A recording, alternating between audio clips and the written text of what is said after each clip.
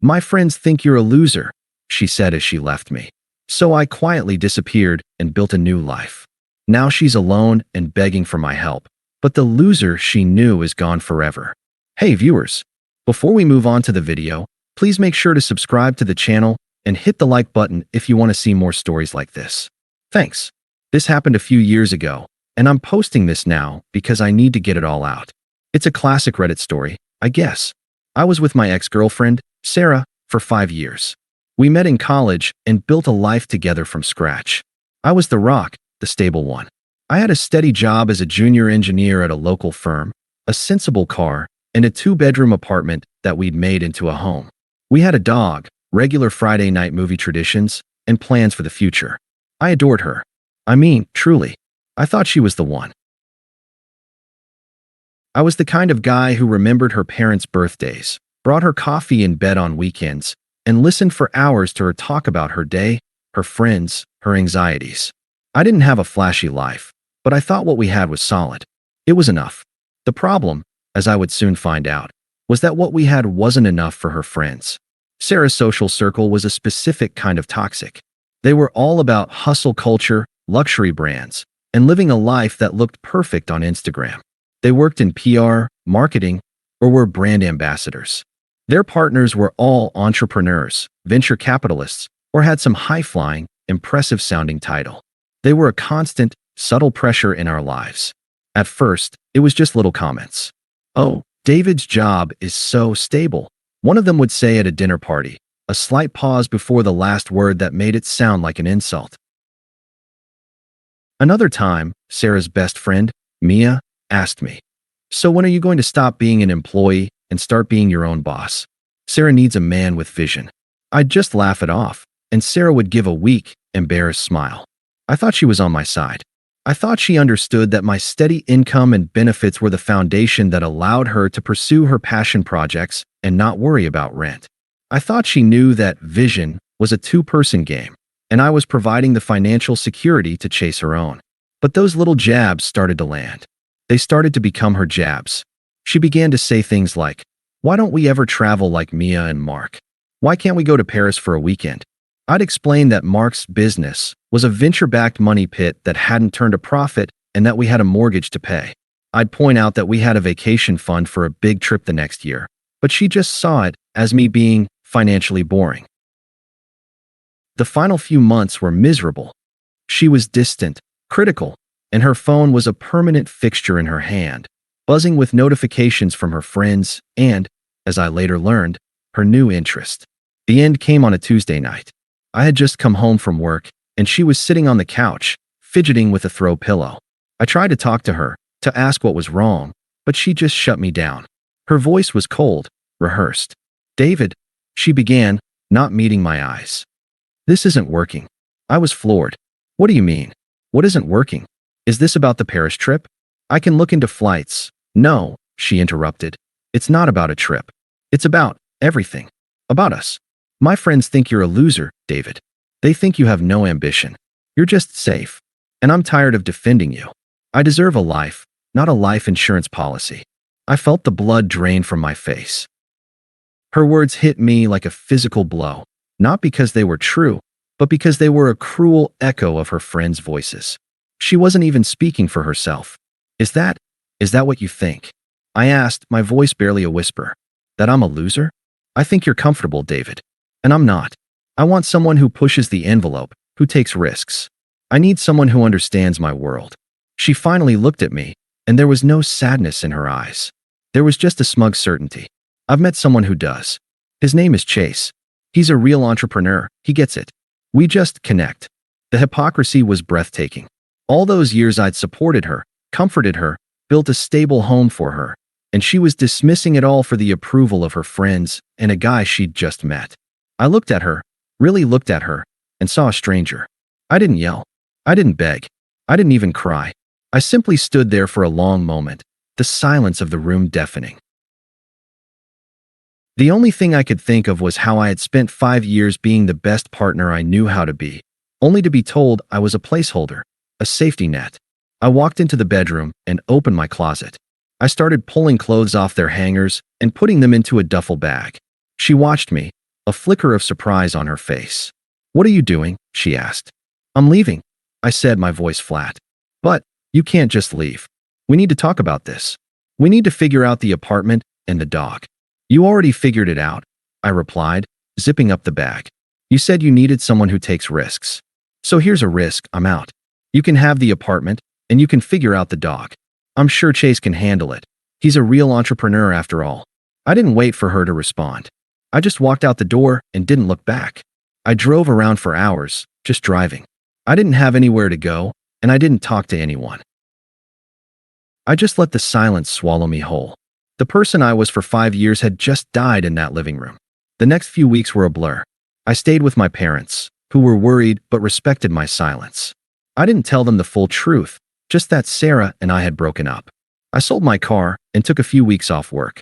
The profound sense of loss was heavy, but it was mixed with a strange kind of liberation. Her words had been a slap to the face, but they had also been a wake-up call. I realized I had been living for her and her friends' approval, constantly trying to justify my own life choices. I had been a loser in her eyes, so I decided to become a loser to that life entirely.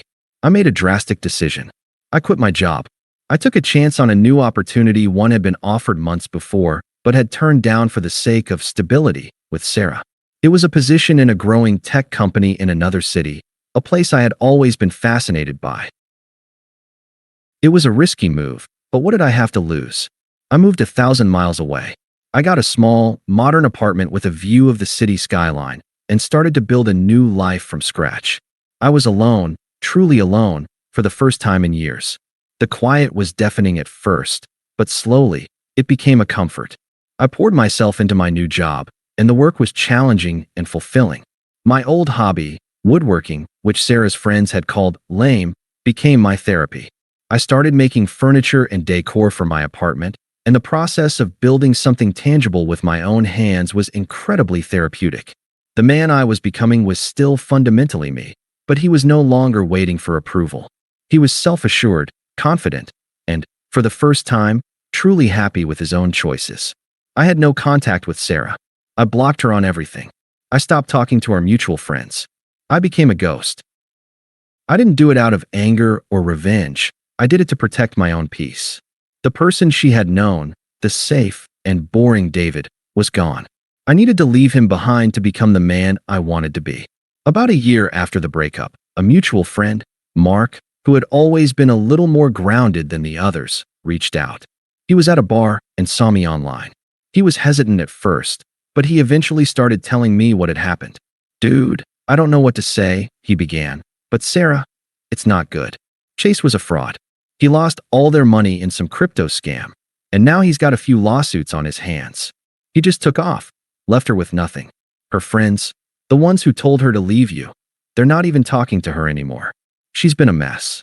A year ago, this news would have devastated me. I would have felt guilty, responsible. But now, I felt nothing. It was like hearing about a character in a movie. The person he was talking about was a stranger to me. I simply wished him well and changed the subject. The karma, as I learned, was not just in Chase's fraud. It was in the loss of her entire social circle and the public humiliation that came with it. Sarah's social media, once a highlight reel of her perfect life, slowly started to unravel. The power couple photos were replaced with blurry selfies and vague, sad quotes about learning from your mistakes. Her online persona, built on a foundation of status and perceived success, was crumbling. Then the attempt started. First, it was a few cryptic text messages, filtered through a new number. "Hey, been thinking of you. Hope you're well." I deleted it without a second thought. Then, a few weeks later, another. "I know I messed up, David. I've been through a lot lately. I miss our easy life." That one was more desperate, more of a self-serving guilt trip. I blocked the number immediately. Then came the phone call, late one night. I almost didn't answer, but the caller ID was unknown. It was her. Her voice was a choked sob. "David, it's me. Please don't hang up. I don't know who else to call." He was so cold. He just left me. "I miss how you used to be there for me. You were always so stable." I let her ramble for a minute, her voice full of self-pity, before I spoke. My voice was calm, detached. "Sarah, you sound like you're in a bad place. I'm sorry to hear that. But I'm not that person anymore. I'm not your emotional support system. But I know you still care about me, she cried. I know you're a good person. Please, I just need to talk. I need someone to help me get through this. I wish you peace, Sarah, I said. But you need to find it on your own. I hung up and blocked her number, the finality of it washing over me like a wave of calm.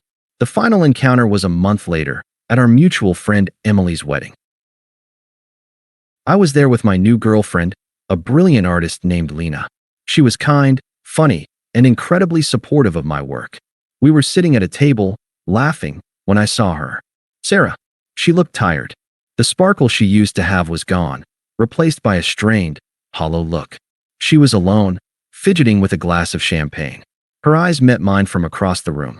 Her mouth dropped open, and her face went from shock to something close to panic. She saw me. She saw me, thriving, laughing, with a woman who was 1,000 times better for me.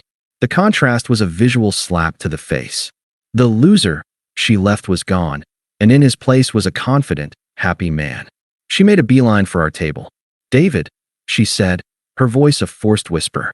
She glanced at Lena with a look of pure envy, and then back at me. Can we talk for a second? Alone. I looked at Lena and gave her a gentle, reassuring smile. She knew the story, and she just nodded and gave my hand a squeeze. Sarah, I said, my voice quiet but firm. I think you've had enough of my time. She ignored me, her eyes pleading. I was so wrong. I was young and stupid. My friends, they were a bad influence. I want to come home. She almost sounded like she was reading a script, her voice thick with fake emotion. Chase was nothing like you. I need you, David. I need you to help me fix this. I took a breath, and my final words to her were not angry, not sad, just a simple statement of fact. You said I was a loser, Sarah. And for a while, I guess I was, to the life you and your friends wanted. So I did what a loser would do. I found a life where I didn't have to defend myself. A life where I was enough. That old life, the person you left behind, he's gone. I'm happy now. I'm not who you think I am, and you're not the person I used to know. I stood up, walked back over to Lena, and wrapped my arm around her waist. Sarah just stood there, speechless, the full weight of her choices finally crashing down on her. I didn't look back again. The loser was gone, and so was she. And I had never been more at peace. Thanks for watching. Make sure to subscribe to the channel and hit the like button. What do you think about this story? Share it in the comments.